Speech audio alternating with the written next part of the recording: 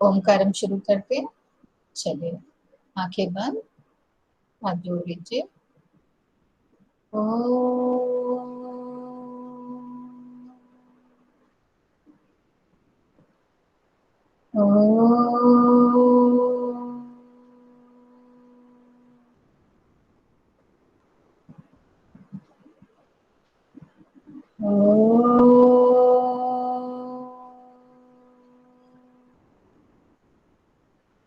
Saira,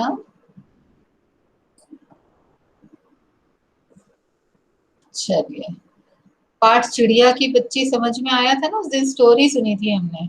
yes ma'am. ठीक है। Yes ma'am. चिड़िया की बच्ची में जो चिड़िया है, जो छोटी सी बच्ची है, वो क्या साबित कर रही है, क्या बताना चाहती है? कि मैम हर्ष वर्मा, हाँ बेटा बोलो। हर कोई बच्चा अपनी माँ के बिना अधूरा है। भले ही कोई कितनी भी चीजें उस बच्चे को दे दे, पर वो अपनी माँ बाप के बिना नहीं रहेगा, भाई बहनों के बिना। बिल्कुल। और हर इंसान को स्वतंत्रता पसंद है। स्वतंत्रता बहुत पसंद है, बिल्कुल। बिना स्वतंत्र, अगर हम स्वतंत्र नहीं है, अभी जैसे आप देख लो, अभी जैसे राघव बोल रहा है कि बोर हो जाते हैं, नेचुरल है। लॉकडाउन क्या है, एक तरीके से हमें लगता है हमारी आजादी छिन गई है ना। हम बाहर नहीं जा सकते, हम खेल नहीं सकते, हम घूम नहीं पा रहे, हम मार्केट नहीं जा सकते, हम कहीं मन करे तो पार्क में नहीं जा सकते। तो अभी हम कैसे हैं, अपने आप को कैसा सोचते हैं, कि हम परतंत्र हो गए हैं, हम गुलाम हो गए हैं, हम घर में कैद हो चुके हैं। हाँ, तो कैद होने से क्या है, मम्मा ऐसे नहीं है कि कोई सुविधा नहीं दे रही है, खाना पीना सब दे रही है, टाइम से दे रही है, आपकी चॉइस का दे रही है। पापा ऐसा नहीं है कि आपके सपनों को पूरा करने के लिए नहीं जुटे हुए हैं, आपकी चाहतों को पूरा करने के लिए हर कोशिश करते हैं। इसके बावजूद भी हमें इसलिए ऐसा लगता है क्योंकि हमको अपने मन से कुछ भी करने को नहीं मिल रहा है। वही आपको आजाद छोड़ दिया जाएगा ना, तो आप लौट लौट के घर पर ही आओगे, लेकिन वो लौट कर आना आपको अच्छा लगेगा क्योंकि आप अपने मन से जा रहे हो और आपको पता है मुझे लौट कर यही आना है। अभी क्या है, फ्रेंड्स को देखने की इच्छा होती है, आप बात कर भी लेते होगे फोन से, या ऐसे भी चैटिंग चलती रहती है, क्लास जब तक टीचर शुरू नहीं करता उससे पहले आप चैट करते ही रहते हो।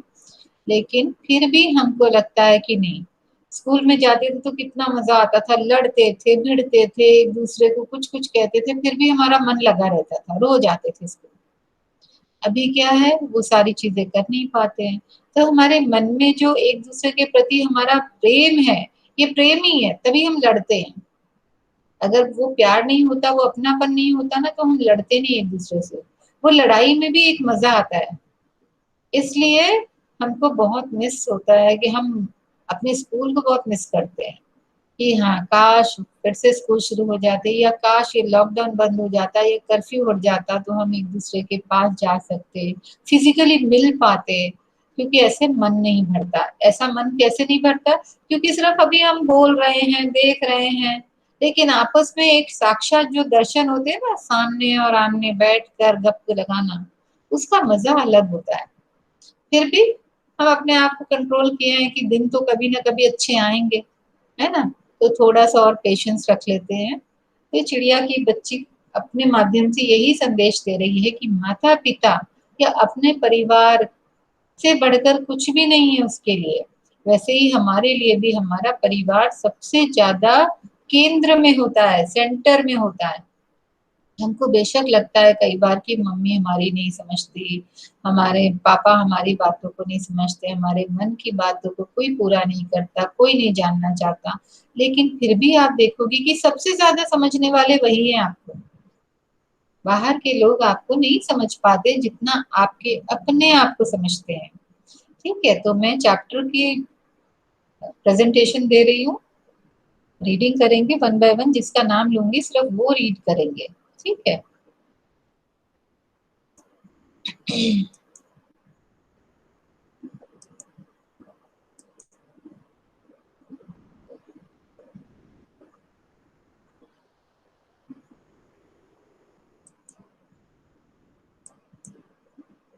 स्क्रीन विजिबल है? Yes ma'am. Very nicely and clearly. हाँ यस चलिए, मैम। अब मैं आज ना थोड़ा सा लास्ट से स्टार्ट करती हूँ, हमेशा अदीप से शुरू करती है, आज मैं जैनुअल से स्टार्ट करती हूँ। ठीक है, चलो जैनुअल पढ़ना शुरू करो, एक पैराग्राफ पढ़ना है, एक अनुच्छेद, ठीक है, यहाँ तक पढ़ना है। ठीक। जैनुअल। पाठ 9, चिड़िया की बच्ची। माधवदास ने अपनी संगमरमर की नई कोठी बनवाई है। उसके सामने बहुत सुहावना बगीचा भी लगवाया है। उनको कला से बहुत प्रेम है। धन की कमी नहीं है और कोई व्यसन छू नहीं गया है। सुंदर अभिरुचि के आदमी हैं। फूल पौधे, रकाबियों और हौजों में लगे फव्वारों में उछलता हुआ पानी उन्हें बहुत अच्छा लगता है। समय भी उनके पास काफी है। शाम को जब दिन की गर्मी ढल जाती है और आसमान कई रंग का हो जाता है, तब कोठी के बाहर चबूतरे पर तख्त डलवाकर मनपसंद मसनद के सहारे वह गलीचे पर बैठते हैं और प्रकृति की छटा निहारते हैं। इनमें मानो उनके मन को तृप्ति मिलती है। मित्र हुए तो उनसे विनोद चर्चा करते हैं, नहीं तो पास रखे हुए फर्शी हुक्के की सटक को मुंह में दिए ख्याल में संध्या को स्वपन भी भांति गुजार देते हैं। बस बेटा, थैंक यू। हमने समझा तो था स्टोरी के माध्यम से, एक बार फिर से देखते हैं कि माधवदास जो है बहुत ही पैसे वाला व्यक्ति है, एक अमीर घर से है, अमीर है, बहुत पैसा है, धन दौलत है, और वो अपने पैसे के बल पे कुछ भी कर सकता है। तो क्योंकि उसके पास ढेर सारा पैसा है, उसने क्या किया है, अपनी एक संगमरमर की कोठी बनवाई है, एक बड़ा सा बंगला बनवाया, बड़ा सा घर बनवाया है, और उसके सामने बहुत ही सुंदर सुहावना यानी मन को अच्छा लगने वाला बगीचा भी लगवाया है। उसमें तरह तरह के फूल पौधे हैं, क्योंकि वह कला से बहुत प्रेम करता है, उसको ये प्रकृति जो है या सुंदरता जो है बड़ी अच्छी लगती है। तो उसने सुंदर सुंदर चीजों का कलेक्शन किया हुआ एक तरीके से। उसका महल जैसा जो घर है वो भी बड़ा सुंदर है, क्योंकि वो संगमरमर का बना है। उसका जो बगीचा है वह भी बड़ा सुंदर है, मैम क्योंकि संगमरमर मतलब संगमरमर white marble, white marble. Marble, ठीक है। संगमरमर कई कलर का होता है, कई रंगों का होता है। तो संगमरमर को इस्तेमाल करके, क्योंकि इसकी चमक रहती है, जिससे ताजमहल बना हुआ है, तो ताजमहल जैसे बना हुआ है उसकी भी चमक है अपने में। इसको घिसाई की जाती है इन पत्थरों की, और फिर इनकी चमक निकल कर आती है। तो कला का प्रेमी है, कला का मतलब सुंदरता का प्रेमी, हर चीज उसको सुंदर सुंदर अच्छी लगती है। तो उसने सारी चीजों को प्लानिंग के साथ किया हुआ है। ऐसा नहीं कि कहीं पे भी कोई पेड़ लगा दिया, कहीं भी कोई क्यारी बनवा दी ना। उसने बड़े सोच समझकर हर चीज को डिजाइन करवाया है और सुंदर तरीके से सजाया है। धन की कोई कमी नहीं है। और इसके अलावा क्या होता है कि जिन लोगों के पास धन होता है वो बुरी आदतों में बिजी हो जाते हैं, उनकी बुरी आदतें भी होती हैं, शराब पीना, जुआ खेलना, और दूसरे तरीके से पैसे बर्बाद करना। लेकिन ये जो माधव दास है, इसके पास ऐसी कोई बुरी आदत नहीं है। व्यसन मतलब बुरी आदत, इसको ऐसी कोई बुरी आदत नहीं है जिसमें उसका पैसा बर्बाद हो। तो इसलिए वो इस बुरी आदत से बड़ा दूर है। सुंदर अभिरुचि का आदमी है। अभिरुचि मतलब इच्छा, उसकी जो इच्छाएं हैं बड़ी सुंदर सुंदर हैं। उसके बगीचों में फूल पौधे लगे हैं, रकाबियों से हौजों में, रकाबी मतलब तश्तरी, तश्तरी जैसे गोल, हौज मतलब जिसमें पानी भरता है, मैंने उस दिन बताया था गड्ढे जैसा, ठीक है, जिसमें पानी, ये देखो ये जो है ना, ये जिसमें फव्वारा लगा हुआ है, ये देखो रकाबी, ये गोल है तश्तरी की तरह।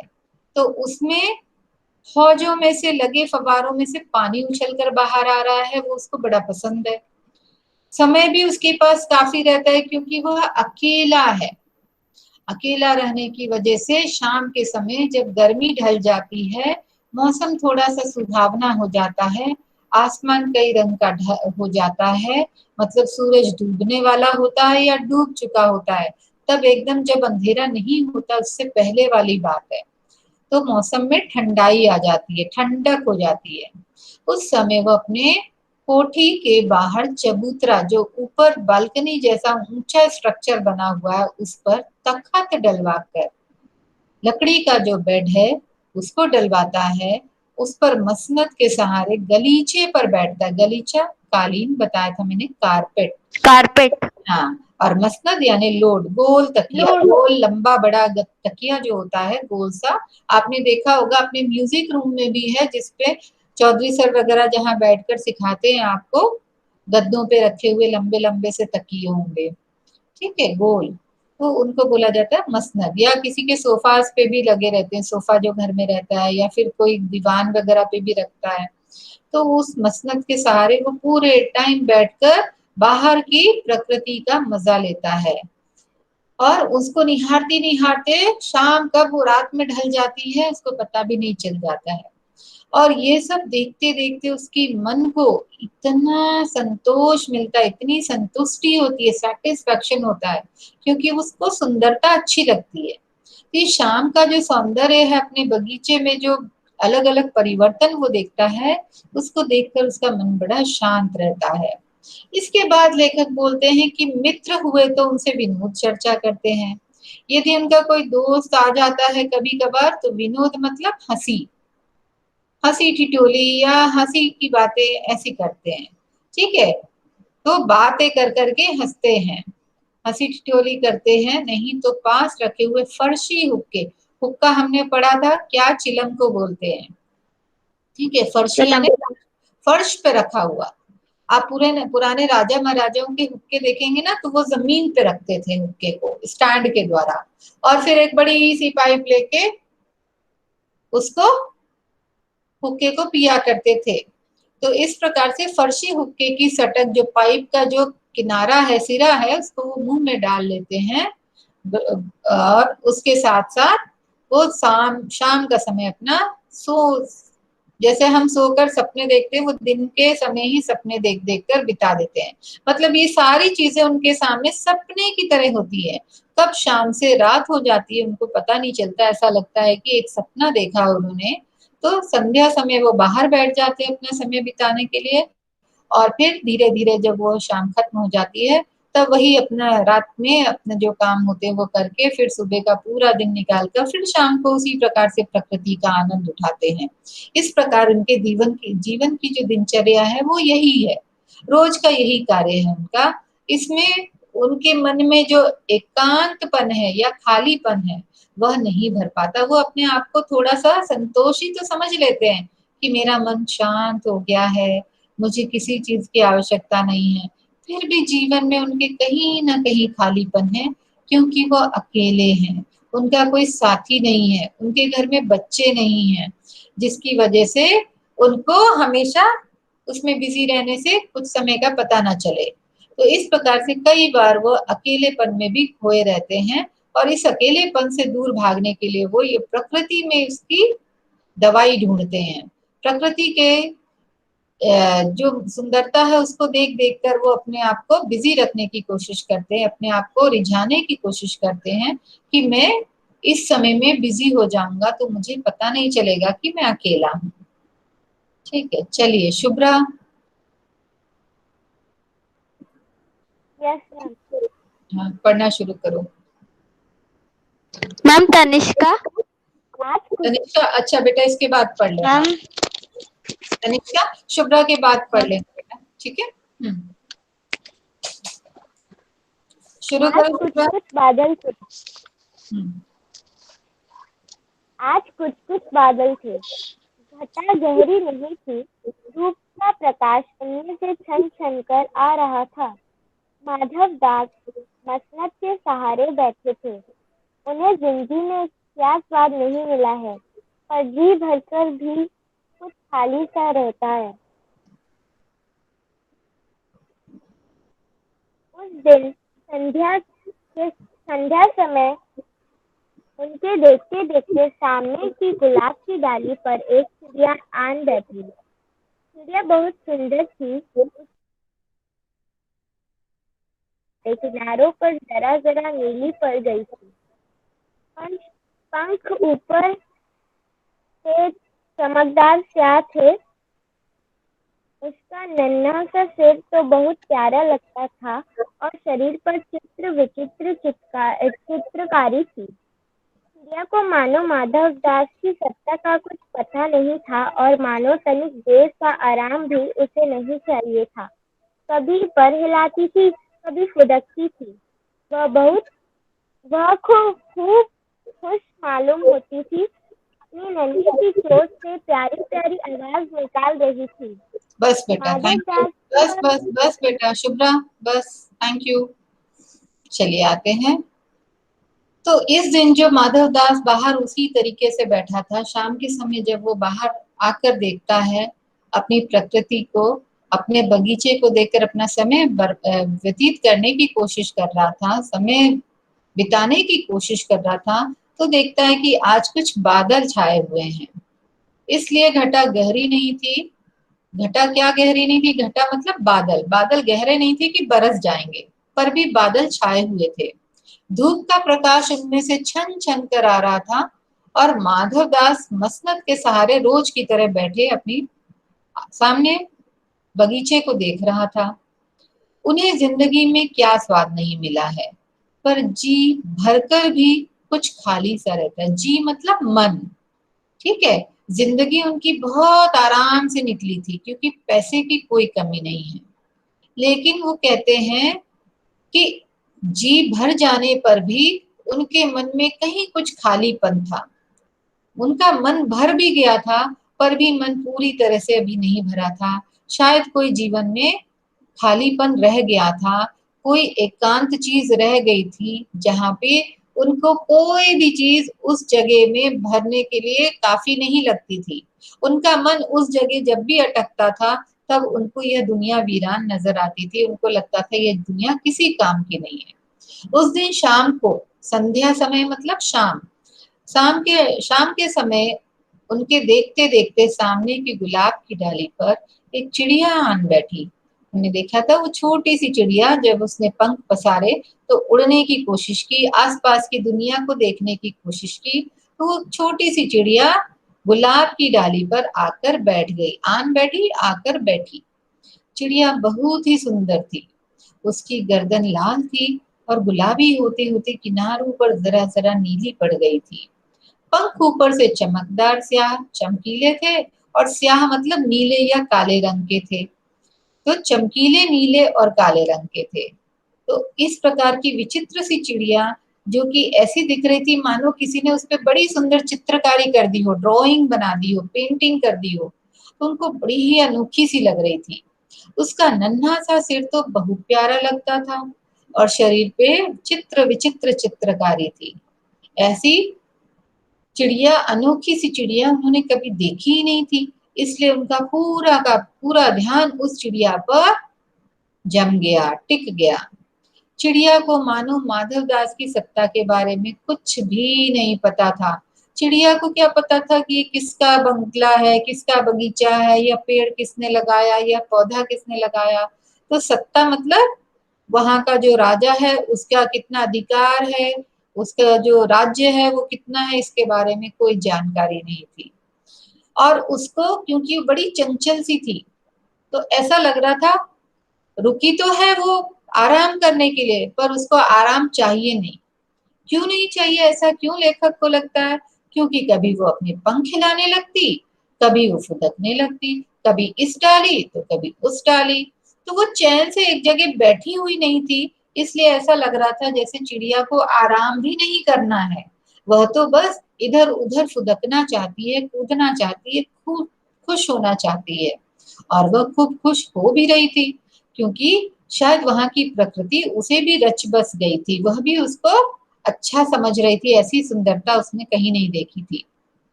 अपनी नन्ही सी चोंच से प्यारी प्यारी आवाज निकाल रही थी। क्योंकि वो बड़ी खुश थी, इसलिए शायद अपनी प्यारी सी आवाज में वो कुछ गुनगुना भी रही थी, ऐसा लेखक को प्रतीत होता है। और यह सारी चीजें माधव दास दूर बैठा बड़े गौर से देख रहा होता है कि आखिर ये चिड़िया क्या क्या कर रही है। और उसका मन उस चिड़िया में इस प्रकार से खो जाता है कि उसको अपने जीवन में जो खालीपन था वो खालीपन नजर ही नहीं आता उस दिन। उसकी सारी उदासी दूर हो जाती है, उसका सारा जो मायूसीपन था, उदासपन था, अकेलापन था, सब गायब हो जाता है। और वो पूरी तरह से चिड़िया को प्यार करने लगता है, ऐसा लगता है कि चिड़िया उसके जीवन का हिस्सा बन गई हो। चलिए तनिषा, तनिषा यस मैम। हाँ बेटा, यहाँ से पढ़ो माधव दास को। माधव दास को वह चिड़िया बड़ी मन मानी लगी। उसकी स्वच्छता बड़ी प्यारी,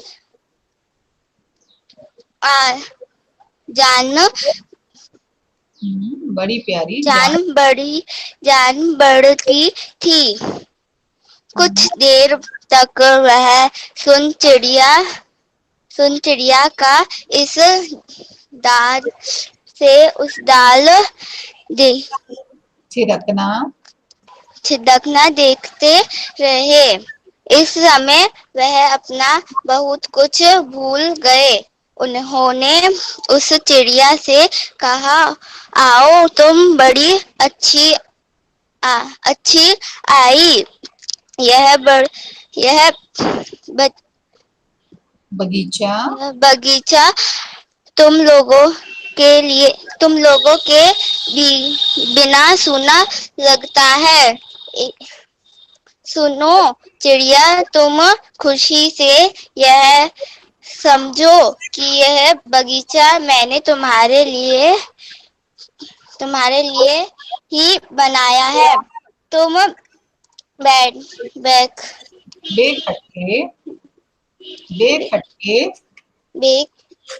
बेखटके यह आया रहा। करो।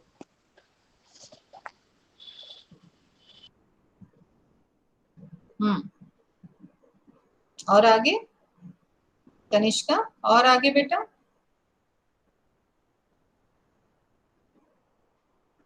चलो देखते हैं, यहाँ तक देखते हैं इस पैराग्राफ को, इस अनुच्छेद को।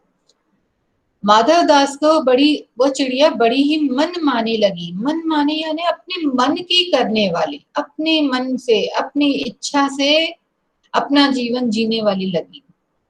मनमानी मतलब जो किसी और के कहने के हिसाब से नहीं करता, बल्कि अपने मन को जो अच्छा लगता है वह करना। तो माधव दास ने उसकी हरकतों को देखते हुए यह समझ लिया था कि ये चिड़िया तो बड़ी ही मनमानी लग रही है। उसकी स्वच्छंदता बड़ी प्यारी जान पड़ती थी, और वो जिस आजादी से इस तरफ से उस तरफ, उस तरफ से इस तरफ कूद रही थी, वह भी उसे बड़ी प्यारी लगी। कुछ देर तक वो उस चिड़िया को देखता रहा कि वो इस डाल से उस डाल पर थिरक रही है, नाच रही है, डांस कर रही। थिरकना मतलब नाचना, ठीक है। इस समय वह अपना सब कुछ भूल गए, बहुत कुछ भूल गए, मतलब जो एकाकीपन था, अकेलापन था, वो सब उनको अब याद नहीं रहा। उन्होंने चिड़िया से कहा, अरे तुम तो बड़ी अच्छी आई हो, तुम बड़े अच्छे समय पे आई हो, क्योंकि यह बगीचा तो तुम लोगों के बिना, मतलब पक्षियों के बिना तो बड़ा सूना सूना लगता है। मैंने यह इतना बड़ा बगीचा केवल तुम लोगों के लिए ही तो लगवाया हुआ है। तो सुनो चिड़िया, तुम खुशी से यह समझो कि यह बगीचा मैंने तुम्हारे लिए ही बनवाया है। तुम बेखटके यहाँ आया करो। बेखटके मतलब निडर होकर, बिना डरे, क्योंकि यह सोच लो कि यह बगीचा मैंने तुम्हारे लिए बनवाया है। तो तुम अपने बगीचे में कभी भी आ सकती हो, यहाँ से कभी भी जा सकती हो। जब मन करे तब आओ, जब मन ना करे तो चली जाओ। जैसा तुम्हें करना है वो करो। जिस पेड़ पे बैठना है, जिस फूल पे बैठना है, वो तुम अपनी इच्छा से कर सकती हो। कोई तुम्हें रोकेगा या टोकेगा नहीं। तो इस प्रकार से वो चिड़िया को देखकर बड़ा ही आकर्षित हो जाता है और चाहता है कि काश ये चिड़िया उसके बगीचे में हमेशा के लिए रह जाए। चलिए अब देखते हैं रितु। Ritu, yes ma'am. हाँ बेटा, यहाँ से पढ़ना शुरू करो। चिड़िया। चिड़िया पहले तो असावधान रही, फिर जानकर की बात उससे की जा रही है, वह एकाएक तो घबराई, फिर संकोच को जीतकर बोली, मुझे मालूम नहीं था कि यह बगीचा आपका है। मैं अभी चली जाती हूँ। पल भर सांस लेने में यहाँ टिक गई थी। माधवदास ने कहा, हाँ, बगीचा तो मेरा है, यह संगमरमर की कोठी भी मेरी है, लेकिन इस सबको तुम अपना भी समझ सकती हो, सब कुछ तुम्हारा है।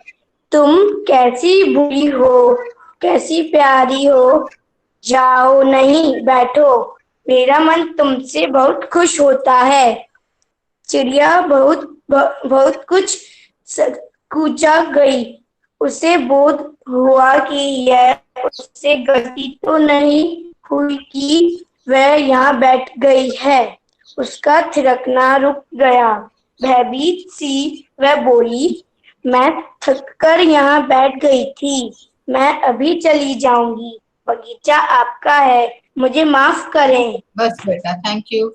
हाँ, चिड़िया पहले तो असावधान रही। ठीक है, चिड़िया क्योंकि अपने में व्यस्त थी, इसलिए उसको ये समझ में नहीं आया कि माधव दास उससे बात कर रहे हैं। तो अपनी क्रियाएं करती रही, अपने जो काम कर रही थी वो उसी प्रकार से इधर उधर फुदकती रही। लेकिन जब उसको यह समझ में आया कि यह बात तो मुझसे ही की जा रही है, तो वो एकाएक मतलब अचानक, तो वो अचानक से घबरा। अचानक। हाँ, फिर उसने संकोच से, जो उसको संकोच हो रहा था, हेजिटेशन हो रहा था, उसको जीत कर बोला। उसने क्या बोला, मुझे मालूम नहीं था कि यह बगीचा आपका है, मैं अभी चली जाती हूँ। पल भर सांस लेने में यहाँ टिक गई थी।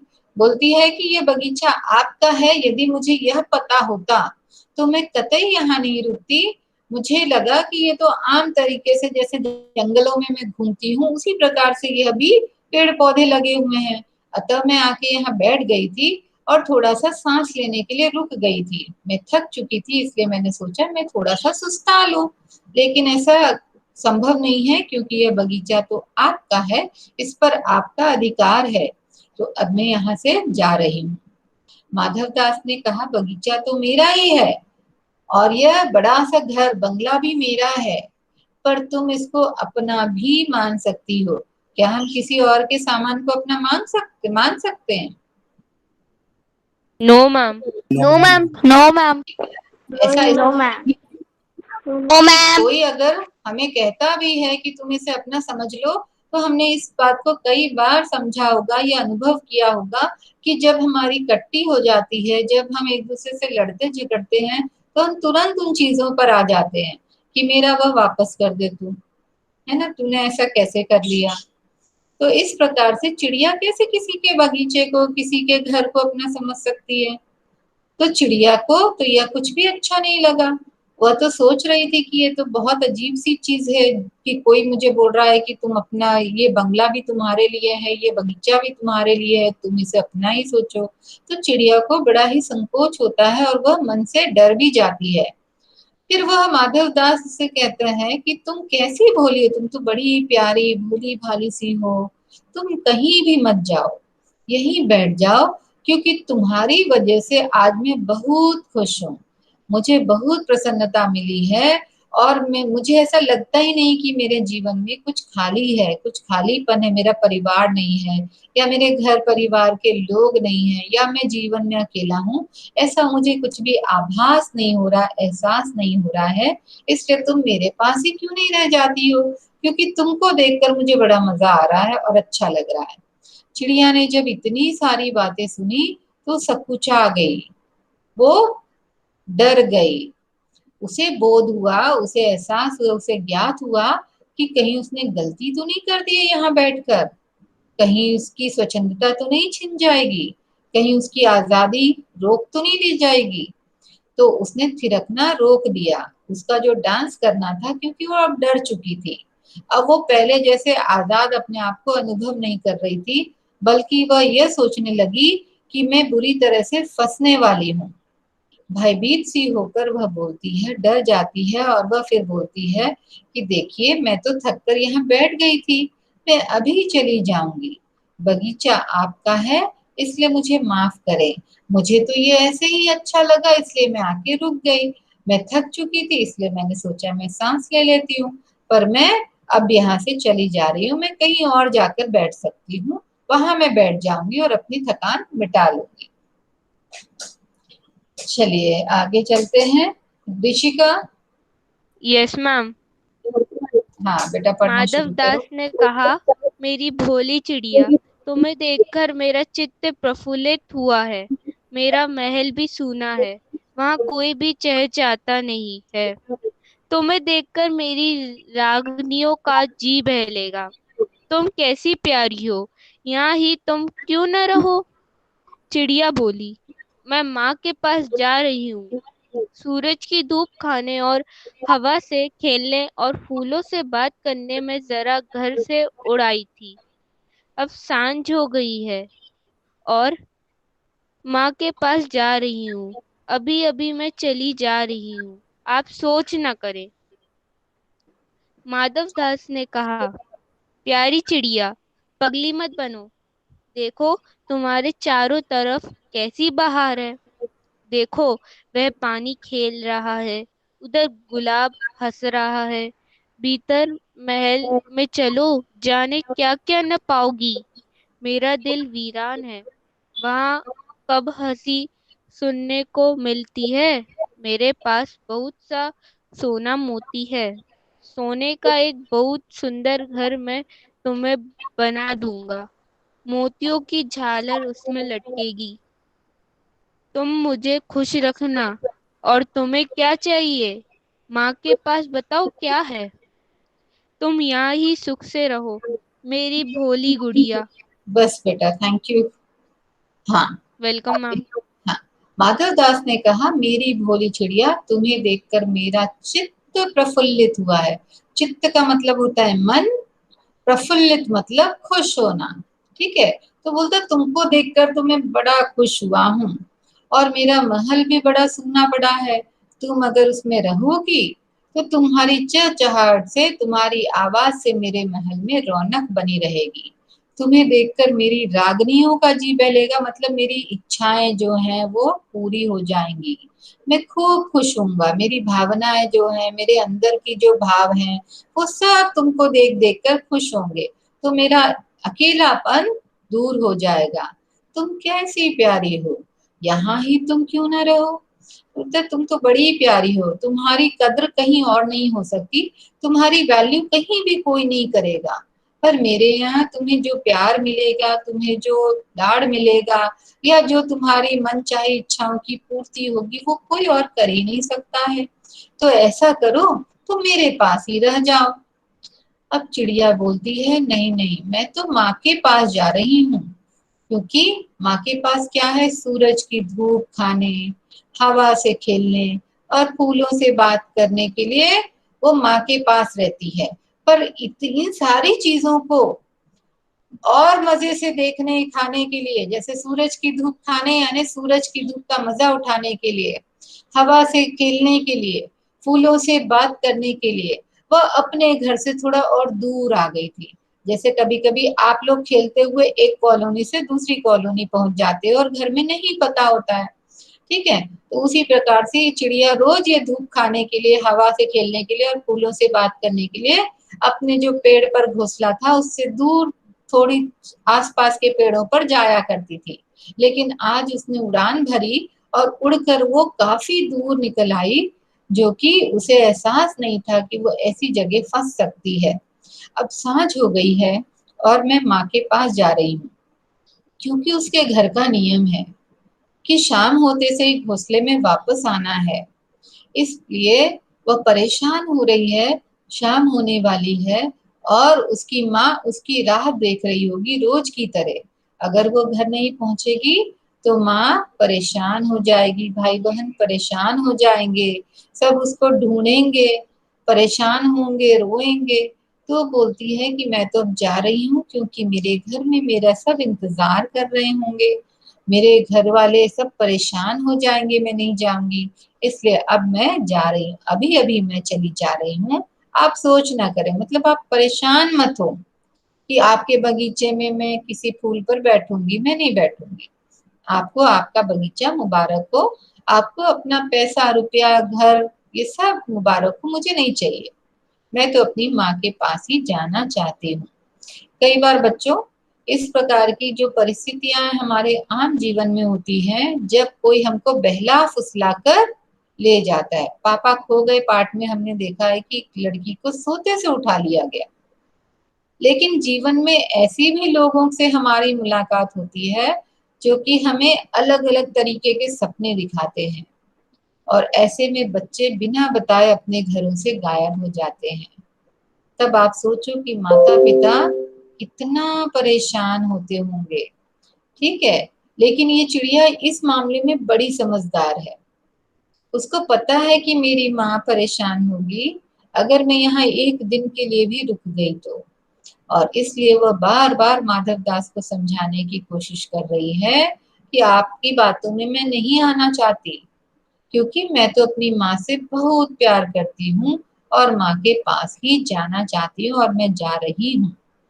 माधव दास ने उसको बहुत बहलाया फुसलाया, बोला तुम तो पागल हो, तुमको समझ नहीं आ रहा है कि मैं कितना पैसे वाला व्यक्ति हूँ और मैं तुम्हारी हर ख्वाहिश पूरी कर सकता हूँ। देखो वह पानी खेल रहा है, गुलाब हंस रहा है, तुम्हारे लिए ये पूरी प्रकृति मैंने तुम्हारे नाम कर दी है, अब तो तुम मेरे पास रह जाओ। और बोलता है ये भी कुछ नहीं है, मेरे महल के अंदर जाओगी तो बहुत सारी तुम्हारी मनपसंद चीजें मिलेंगी। ये मेरा दिल वीरान है, वीरान मतलब जहाँ पे कोई नहीं रहता, खाली पड़ा है, सुनसान, सुनसान। अकेला। हाँ, वहां कब हंसी सुनने को मिलती है। तो मेरे पास तो बहुत सारा सोना चांदी मोती हीरे जवाहरात हैं, मेरे घर में चलो, मैं तुम्हारे लिए सोने का पिंजरा बना दूंगा, तुम्हारा घर सोने का होगा, मोतियों की झालर उसमें लटकवाऊंगा, और तुम मुझे खुश रखना अपनी आवाज सुनाकर और अपनी चंचलता दिखाकर, कभी इधर फुदकना कभी उधर फुदकना, मेरे हिसाब से मेरे इशारे पर तुम चलना, और मैं तुम्हें बस हीरे मोतियों से तौलता रहूंगा, तुम्हारे लिए सब कुछ करूंगा जो तुमको अच्छा लगेगा। तो मेरी भोली चिड़िया तुम ये बताओ, तुम्हारी माँ के पास तो ये सब कुछ भी नहीं है, तुम यहाँ आराम से रह सकती हो, पेड़ पे तो तुम्हें घोंसले में रहना पड़ता है जो तिनकों का बना है, तुम्हें खाना पानी के लिए ढूंढना पड़ता है, इधर उधर भटकना पड़ता है, पर मेरे पास तो सारी व्यवस्थाएं हैं, और तुम्हें कहीं जाने आने की परेशानी नहीं उठानी पड़ेगी, तुमको मैं सब कुछ पिंजरे में ही दिलवा दूंगा, घर में ही पड़ा रहेगा। क्या चिड़िया को पसंद आएगा ऐसे जीवन? No ma'am. नो मैम, क्यों नहीं आएगा? No ma'am, no ma'am, no ma'am. No ma'am. Anil क्यों नहीं आएगा ऐसा जीवन? अनिल बीच में बोल रहे हो ना, आप बोलो पहले, आप, मैं आपसे पहले सुनूंगी। हाँ, क्यों मैम नहीं वो आएगा? नुरेंगी नहीं मैम, चिड़िया मैम वो पिंजरे में कैद रहेंगी। हाँ, बहुत बढ़िया, गुड। हाँ, अच्छी बात। मैम रेणुका। हाँ रेणुका बोलो, मैम अदीब। रेणुका बोलो। मैम मैम क्योंकि वो अपनी मम्मी से बहुत प्यार करती है, इसलिए वो उनसे दूर नहीं रह पाएगी, इसलिए। हाँ बिल्कुल सही। अदीब, मैम अदीब मतलब मैम उसकी स्वतंत्रता उससे छिन जाएगी। उसकी आजादी छिन जाएगी। पहला पाठ याद करो, हम पंछी उन्मुक्त गगन के, स्टार्टिंग में मैंने उस दिन बताया भी था, इसको उससे रिलेट किया जाए तो पक्षी अपनी मेहनत का सब कुछ खाना पीना चाहते हैं, अगर उनको लाकर दे दिया जाए, उनको बांध दिया जाए और उनके सामने बहुत सारी सुंदर सुंदर चीजें प्रस्तुत कर दी जाए, आपका मन नहीं लगेगा। आपको भी मैं बंद करके अपने घर में रख लूं, आपके घर आपको नहीं जाने दूं, तो हो सकता है आपको घंटे 2 घंटे के लिए बड़ा मजा आएगा कि चलो आज मैम के घर में रहने को मिल रहा है, पर आपको थोड़ी देर में ये समझ में आएगा कि जो मम्मी से हम बातें कर पाते थे शायद मैम से करने के लिए हम इतना फ्री नहीं हैं। तो आपका मन डरने लगेगा, आप सोचोगे काश मैं अपने घर में होता, अपने तरीके से उठता बैठता या उठती बैठती, मनपसंद कपड़े पहनती, मन करता तो कूदती या नाचती। मैम के घर में तो सोफे पे बैठना है या बेड पे एक तरीके से बैठे रहना है, और कहीं भी इधर उधर जाने से पहले हिचकिचाहट मन में रहेगी, मनमानी नहीं कर सकते। कभी भी हम अपने घर के अलावा और किसी जगह मनमानी नहीं कर सकते। हम खुलकर अपनी मम्मा को बोल सकते हैं मम्मा आज मुझे ये करना है। हम उनसे लाड़ दिखा सकते हैं, हम उनसे बातें मनवा सकते हैं, हम उनसे गुस्सा भी दिला सकते हैं, कर सकते हैं, गुस्सा भी कर सकते हैं कि मम्मा आज मुझे ये नहीं करना है। तो मम्मा क्या करती है अल्टीमेटली अपने बच्चों से, क्योंकि बहुत प्यार करती है, तो थोड़ी देर के बाद गुस्सा दिखाकर फिर आपकी बातों को मान जाती है। ये सारे सुख जो हैं वो किसी और के घर पे कभी भी नहीं मिल पाते हैं। इसलिए चिड़िया को ये पता था कि यदि मैं माँ के पास आज नहीं गई तो जीवन में कभी भी मैं सुखी नहीं हो सकती, मेरी आजादी हमेशा के लिए छिन जाएगी और फिर मैं हमेशा के लिए इस माधव दास का गुलाम बन जाऊंगी। क्योंकि जब ये बोलेगा तभी मुझे चहचहाना है, जब ये बोलेगा खाओ तभी मैं खा सकती हूँ, जब ये मुझे पानी देगा तभी मैं पी सकती हूँ। पर ऐसे तो जब मैं खुली हवा में घूमती फिरती हूँ, मुझे जहाँ खाने की इच्छा होती है मैं खाना ढूंढ कर खा लेती हूँ, मुझे जब जहाँ बैठने का मन करता है मैं उड़कर बैठ जाती हूँ। तो ये आजादी मेरी छिन जाएगी और मैं बंदी बन जाऊंगी। राघव, हाँ बेटा, राघव तिवारी, राघव तिवारी, बेटा क्या कहना आपको? Ma'am he message that ma'am I have network issue. Okay, कोई बात नहीं, ठीक है। तो आज हम इतना ही पढ़ेंगे, परसों फिर कंटिन्यू करेंगे और जिनकी रीडिंग नहीं हुई फिर उनकी रीडिंग करेंगे, ठीक है? हाँ, शांति पाठ करते हैं, ठीक, चलिए।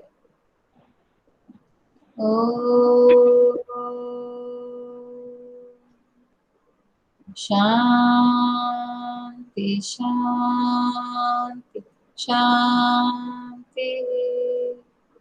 साइरा, एक चीज और ध्यान रखेंगे, हमको अपनी महाभारत की पूरी करनी है। अभी लेफ्ट नहीं करो बेटा, 2 मिनट। मैम मैंने पूरी पढ़ ली। हाँ, पूरी पढ़ ली है। घर पे पढ़ रहा हूँ। क्या ये ऐसा हो सकता है? हाँ राघव, क्या ये ऐसा हो सकता है कि आप बच्चे दो चैप्टर्स के या एक चैप्टर का प्रेजेंटेशन तैयार कर सको? महाभारत का? हाँ, फिर हम उसको स्टोरी के फॉर्म में एक को बुलाएंगे। जैसे फर्स्ट सेकंड जिसने कर लिया उसको फर्स्ट सेकंड के लिए बुलाएंगे, फिर थर्ड फोर्थ फिफ्थ सिक्स ऐसे करके। Yes ma'am, yes ma'am, yes ma'am. कोशिश करेंगे मैम 2 चैप्टर का बनाना है? 2 चैप्टर, 1 चैप्टर जैसा भी होगा, और मुझे बता देना कि किसने क्या प्रिपेयर किया है, तो मैं उसके तरीके से ये 10 चैप्टर हो जाने के बाद मैं आपको। मैम कोई सा भी मैम कैरेक्टर ले सकते हैं मैम। हाँ, बिल्कुल, कोई भी कैरेक्टर लेके तैयारी करो, फिर मैं आपको इनवाइट करूंगी उस दिन, पहले से बता दूंगी कि आज किस किस को प्रेजेंटेशन। मैम पूरा चैप्टर एक्सप्लेन करना है उसमें? हाँ, उसकी स्टोरी, ठीक है। आपकी महाभारत आप खोलोगे ना तो आप पाओगे एक कैरेक्टर के बारे में, पात्र के बारे में, जैसे दुर्योधन के बारे में, भीष्म पितामह के बारे में है, इस प्रकार से दिया हुआ है, ठीक है। तो आप जिस भी चैप्टर को प्रिपेयर करोगे उसके हिसाब से मैं बच्चों को प्रेजेंटेशन अपनी महाभारत की अध्याय के हिसाब से दूंगी। आप प्रेजेंटेशन के लिए प्रिपेयर करके रख सकते हो, जब आपकी बारी आएगी, जो प्रेजेंटेशन आपने तैयार की है तो आपको उस दिन मैं बता दूंगी कि आज आपको। फॉर एग्जाम्पल जैसे चलो पहली प्रेजेंटेशन कैरेक्टर को एक्सप्लेन कर। हाँ, किसी कैरेक्टर का जो आपके अध्याय में दिया हुआ है पूरी स्टोरी, उसको एक्सप्लेन करना है पिक्चर्स के थ्रू। बोलोगे आप, जैसे मैं बोलती हूँ ना, मैंने अभी चिड़िया की बच्ची स्टोरी आपको कैसे बताई थी, पिक्चर्स दिखाकर एक्सप्लेन कर रही थी, ऐसी आपको है ना, ऐसे आपको कुछ पिक्चर्स उससे रिलेटेड डालनी, कहीं से भी ढूंढ के डालो जो उससे मिलती जुलती है, जिसमें। हाँ मैम आपके व्हाट्सएप पे क्या चीज? पीडीएफ बना के डाल सकते हैं व्हाट्सएप? बेटा पीडीएफ बना, हाँ, इसमें आपको इसी में प्रेजेंटेशन के लिए मैं बोलूंगी, ठीक है? Yes ma'am. आप screen present, ma'am screen present कर यस, मैम पीपीटी भी बना सकते हैं। हाँ आप जैसा चाहे वैसे प्रेजेंट कर सकते हैं, ठीक है। मैम टाइम, मैम किसी एक कैरेक्टर के ऊपर ही बनाना है जो मैम उस पैराग्राफ में दिया होगा। यस यस, एक कैरेक्टर, ठीक है। मैम आप जैसे अपने फर्स्ट महाभारत, चैप्टर में कोई सा भी एक दिया है तो मैम उसके ऊपर ही चलेगा पूरा। हाँ पूरा उसी पे चलेगा, ठीक है। मैम किसी का सेम यस हुआ मैम। तो? कोई बात नहीं, कोई प्रॉब्लम नहीं है, सेम हुआ तो भी कोई प्रॉब्लम नहीं है, ठीक है। जैसे मैम पर मैम आप प्रिपेयर करने के लिए मैम कितना टाइम? बेटा आप अपना प्रिपरेशन करो, अभी तो हमको ये 10 चैप्टर, एक और चैप्टर कंप्लीट करना है, ठीक है। इसके बाद कुछ व्याकरण का पाठ करेंगे, तब मैं आपको महाभारत के लिए इनवाइट करूंगा। Ma'am 1 week. मैम कौन सी डेट? हाँ 1 वीक कर लो आप, ठीक है, 1 वीक कर लो। मैम कौन सी डेट? डेट तो नहीं बता सकती, लेकिन 1 वीक कर लो अपना, 1 वीक। ठीक है। ये मैम अगर 1 वीक से पहले बन जाए तो भी बता सकते हैं। आप मुझे इंटीमेट कर देना तो हम देख लेंगे कि कहाँ पे उसको एडजस्ट कर सकते हैं, ठीक है। Yes ma'am. हाँ यस मैम। ठीक है, चलो अब आप लीव कर सकते हैं। शांति पाठ कर लिया ना हमने? Thank you. Yes ma'am. Thank you ma'am. ना thank you ma'am. Bye ma'am. Sairam ma'am. Sairam ma'am.